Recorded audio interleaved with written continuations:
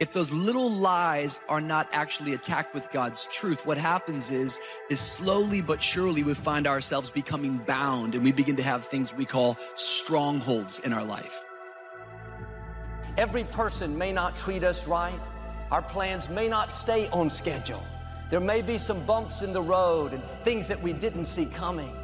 If you're only going to enjoy the day if your plans work out, then you're setting yourself up for disappointment. I like what you just said, and you are right, and I had done that. Telling God what to do is not praying, and it's exactly right. We give God our grocery list like he's Instacart. We can talk about making decisions in general, but I want to talk to you specifically tonight about making your own decisions and not allowing other people to make your decisions for you. For some reason in your mind, you associate dysfunction with success. You know to do better, but you don't want to do better. Self-sabotage, self-defeat is real. I woke up with anxiety this morning, not last week, this morning. I'm the motivator. Hear what I say, it would mean something to them that will help them to get on the other side of what they're dealing with. I pointed out that in uncertain times, you don't just drift, you don't just float. Instead, you set short-term goals. You can't set long-range goals when you don't know where the world's going. We've all had that feeling on a Friday night or late on a Saturday where you've made plans, and then all of a sudden, as it gets closer and closer to you needing to get off the couch or to head home from whatever it was that you were doing, and you start to feel this heaviness and this dread in your body. Ideology can blind you to your own stupidity, and that's actually dangerous. So we could take the case of poverty, for example, and I think we could all agree that poverty as such is undesirable. So that's the starting point and the motivation. And then you might say, well, what is poverty? I think more times than not in life, people treat God like a Santa Claus. And then when they don't get the gifts that they thought they were going to get, it's a problem. Like I'm a firm believer that God redirects and maneuvers us when he has us on a mission. Right? And in the redirection, I think true courage is the ability to embrace what we don't understand. You know, a lot of times we only think about our problems and we fail to think about all the good things that God has done in our life. That's why it's good to start every day with Thanksgiving, thinking about things that you can be thankful for. During a time when I was having some pretty serious health problems, and I remember how bad I felt.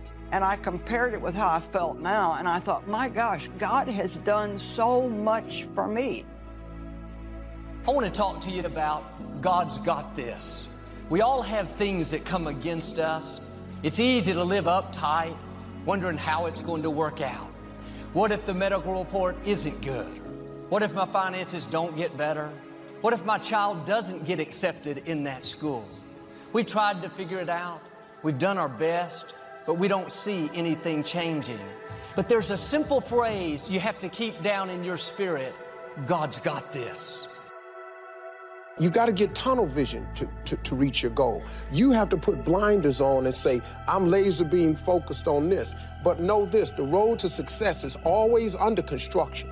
So just knowing when you strike out on your goal, you're going to have to get ready for flexibility because there's going to be detours, pitfalls, stop signs, men working, delays, detours going around. That has to be expected. Do not take the easy way out. Do not give up based on instinct. If you are forced to stand down, to retreat, so that you can rebuild and re-attack, so be it. But make that decision based on logic. Don't take no food out of my house. You can eat as much as you want when you here, but do not pack a plate. And most of y'all running with people who, when you fix food, they come to your house and take it to go plate. They don't bring nothing. They're not trying to help you. All they in your life to do is take. And you wondering why your life messed up, because you with takers. How you address it is you face it. You face it every day. You face it every single day of your life. Where you say, okay, like if you're fat, you need to lose weight. It's patience. It's patience in this fact of accepting who you are right now. I'm fat, I don't like myself. Take full responsibility for your life. Accept where you are and the responsibility that you're going to take yourself where you want to go. Someone said we have two primary choices in life. We can either accept conditions as they exist, or we can take the responsibility to change them. See, a lot of people want to exempt themselves from taking responsibility. All they want to do is talk about the problem. Can you change people that don't want to change? Of course you can change people who don't want to change. Now, for some people, leverage is not even the threat of their own life. Some people rather die than have you tell them what to do. And so that's not the leverage. The leverage for them might be something for their children. Leverage for them might be spiritual growth. So if you want something to pull you through all kinds of challenges, all kinds of difficulties, and things that come at you, you got to have something on out there, beyond today, beyond next week, beyond next month, beyond this year, that pulls you into the future. And the clearer it is, the stronger it pulls. One of the things that's so remarkable about the Old Testament, this is another thing Nietzsche commented on. He was a real admirer of the Old Testament, not so much of the New Testament. He thought it was a sin for Europe to have glued the New Testament onto the Old Testament, because he thought the Old Testament was a really accurate representation of the phenomenology of being. It's like, stay awake, speak properly, be honest, or watch the hell out. And if they ever saw us for who we are, if they ever saw how stupid we feel, if they ever saw how inexperienced we feel, if they really saw how nervous we really feel, they would kick us out the room. It happens to fathers, it happens to mothers, it happens to leaders, it happens to teenagers. It is the fear of being found out to be less than they thought you were.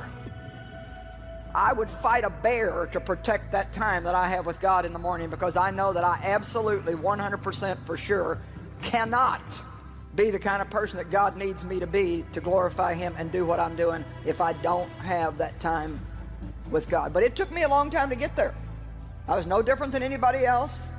I made every excuse. I got distracted, you know, on and on and on and on and on. And God finally got it across to me, you are not going to stay alive if you don't spend time with me. Don't think like everyone else. Don't think like the 10 spies. When the majority is afraid, worried, negative, you have to be on the offensive and say, no, I'm not falling into that trap. I'm not going to think weak, defeated thoughts. I'm going to think power thoughts. I know my God is still on the throne. I know Him being for me is more than the world being against me. You have a say-so in that. You can decide to be rich, and with God's help, it's highly doable. But you first have to think it. The difference between successful people and non-successful people is here. I'm no better than none of y'all. I'm not a better person than you. I'm not a better Christian than you. God don't love me more than you. None of that. Discipline is eating the right foods to fuel your system. It's about disciplining your emotions so you can make good decisions. It's about having the discipline to control your ego so your ego doesn't get out of hand and control you. It's about treating people the way you would want to be treated. I tell the little homies, do me a favor. You got 3 minutes, little homie, to give me that little crying story. You got 3 minutes. Tell me when you're ready and go. You will not take 10 minutes of my time whining and crying about it. You give me 3 minutes and give me your story, and you got 10, 15 minutes to give me a solution. Nobody want to hear that, because after the end of it. Once you start breaking through that barrier and start breaking down that governor that you've put in your mind, because we forget we are in control. of our mind. We believe it's the other way around.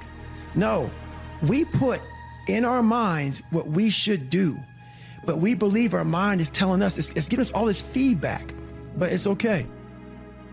These people have decided, as they look at the future, as they look at themselves, there's a way. Where there's a will, there's a way for me to begin to create a way out of no way. They're not afraid about tomorrow because of how they see themselves, because of what they feel that they deserve, because of what they feel that they can create for themselves. Your gut takes over. Your fear, or your greed, or your desire, or your comfort, or whatever. Who knows what I'm talking about here? Say I. But watch this. When you link enough pain, it takes no willpower. You're going to avoid it. The problem is some of you are linking pain to things you need, like exercise, right? Or pain what you need, like a relationship, right? And it's the wrong association, but it's going to control your life. Don't ask for security, ask for adventure. Better to live 30 years full of adventure than 100 years safe in the corner. And see, it's not important how long you live. What's important is how you live. But you need something to put up against that. And what you put up against that is meaning. Meaning is actually the instinct that helps you guide yourself through that catastrophe. And most of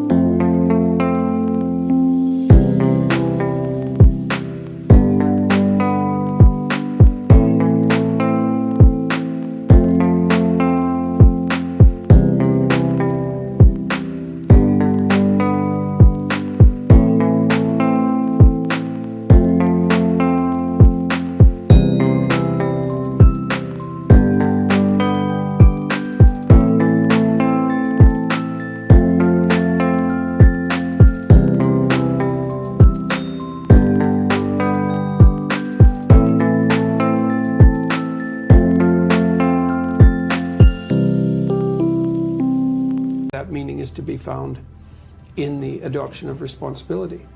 So if you think, for example, if you think about the people that you admire, well, you think about when you have a clear conscience first, because that's a good thing to aim at, which is something different than happiness, right? People that lives were spared because of situations that happened and they were out of their control. And a lot of people didn't speak about it because a lot of people didn't know about it. So in turn, Pastor, they talked about this one gentleman that worked in one of the buildings. And that morning, I'll never forget, they said he was getting ready to leave home. And his wife came to him and said, hey, can you take our daughter to kindergarten today? We let all the good stuff sink to the bottom. And all we've got on our mind, or you might say the top of our life, is all the problems, the problems, the problems, the problems, the problems. We can have all kinds of problems and yet not be in despair, not be crushed, not be abandoned, not be destroyed. Instead of trying to force it to happen, living uptight, you have to let go and let God. When you turn it over to Him and say, God, I know you've got this. I know you're in control. Not only will you feel the heaviness, the weight lift off of you, but God will make things happen that you couldn't make happen. I used to think that the path to success was going at it alone, because I was always busy priding myself on not asking for help. I was homeless, I didn't want to ask for help. I lived in a car, I didn't want to ask for help. And I almost missed out. I didn't realize how many people were willing to have discussions with me about success. You know, most people that are successful, if you ask them for help, they'll give it to you. I'm talking about principles, advice, And the first step for me is doing that, taking that look to gain some perspective. And then in order to gain perspective, you got to do something that we already talked about. You've got to detach. You've got to detach from the problems or the stress that you're experiencing so that you can get that perspective of them. You got to work from truth, and some of us don't want to deal with truth because it's so difficult. E.T., you dropped out of school. E.T., you grew up in a certain community. In order for you to be able to do what you need to do like a Tony Robbins, there's some things that you don't have in your arsenal that if you can just admit you don't have it in your arsenal, then you can go get it. But until you admit that you don't have it, you'll never be able to do it. So I need you to do me a huge favor. I just need you to be real.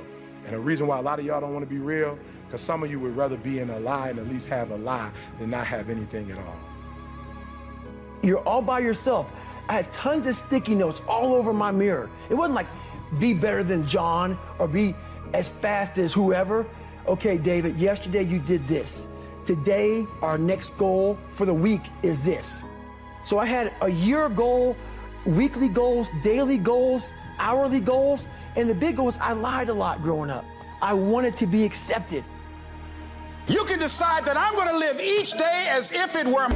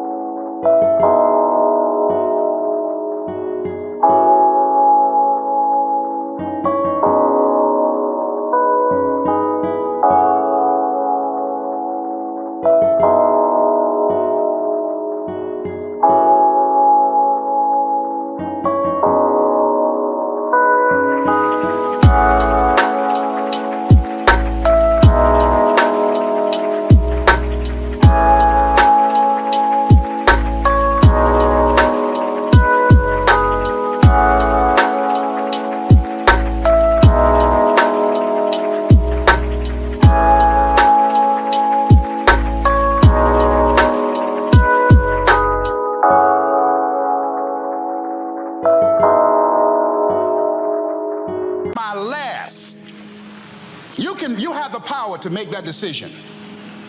You can decide, I'm going to work on myself and develop myself. I'm going to empower me.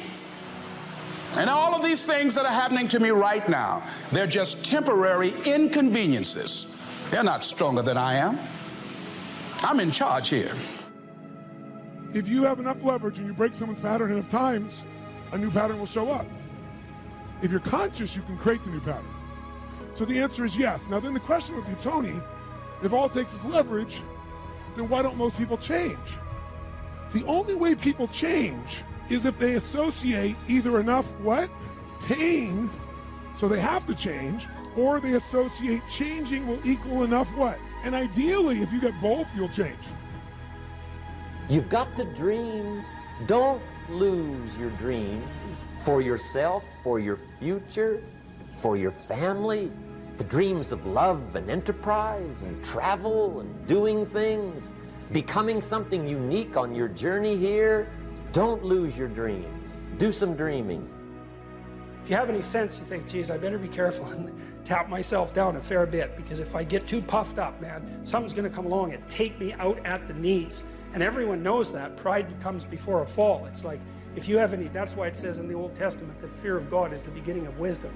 It's like, I have never seen anyone ever get away with anything at all, even once.